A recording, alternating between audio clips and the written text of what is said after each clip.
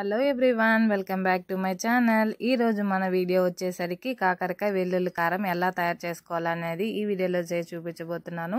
Video కనుక నచ్చితే తప్పకుండా లైక్ చేసి షేర్ చేసి సబ్స్క్రైబ్ చేసుకోండి. ఒక 1/4 kg దాకా కాకరకాయలు తీసుకొని వాటిపైన పొట్టంతా మంచిగా జిగురేసుకొని వాటర్లోకి వేసుకున్నాను. తొడుములు అనేది కట్ చేసేసుకొని ఇంకా చిన్న ముక్కలుగా కట్ చేసుకొని ఇంకా కాస్త పసుపు కాస్త సాల్ట్ అయితే వేసుకొని మంచిగా కలుపుకొని ఒక అరగంట వరకు అయితే పక్కకు పెట్టుకున్నాను.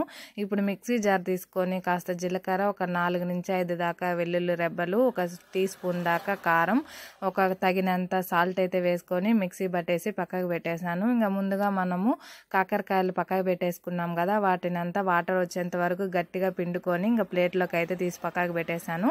ఇప్పుడు తాలింపు కోసం మనం ఒక పెద్ద సైజు ఎర్రగడ్డ, ఇంకా అయితే మసాలా దినుసులు, ఇంకా కాకరకాయ కూడా పక్కకు పెట్టుకున్నాం కదా, కాస్త ఎక్కువే పడుతుంది ఆయిల్ అనేది. ఆయిల్ పోసుకొని ఆయిల్ హీటెక్కాక మసాలా దినుసులు అన్నీ వేసుకొని చిటపటలాడిన తర్వాత అయితే మనం ఎర్రగడ్డ ఒక రెమ్మ కరివేపాకు కూడా వేసుకొని బ్రౌన్ కలర్ వచ్చేంత వరకు వేయించుకోకూడదు, ఫ్రై కాబట్టి చాలా త్వరగా మాడిపోతుంది మనకి.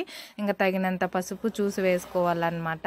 ఇంకా కాకరకాయలో కూడా వేసుకున్నాం కదా, అందుకు ఇంకా ఉప్పు అనేది కూడా చాలా జాగ్రత్తగా చూసి వేసుకొని మంచిగా కలుపుకోవాలి. ఇంకైతే కలుపుకున్న తర్వాత రాళ్ళు ఉప్పు అనేది వేసి తగినంత ఇంకా నేను లిడ్ అయితే క్లోజ్ చేసి పెట్టేశాను.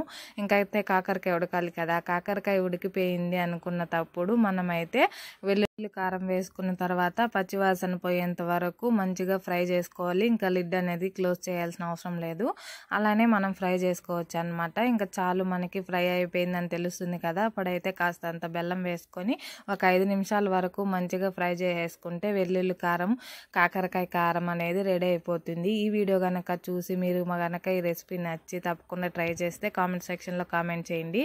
మా పాప అయితే చాలా ఇష్టంగా తినింది, బాబు అయితే తినడనమాట. వాళ్ళు కూడా చాలా ఇష్టంగా అయితే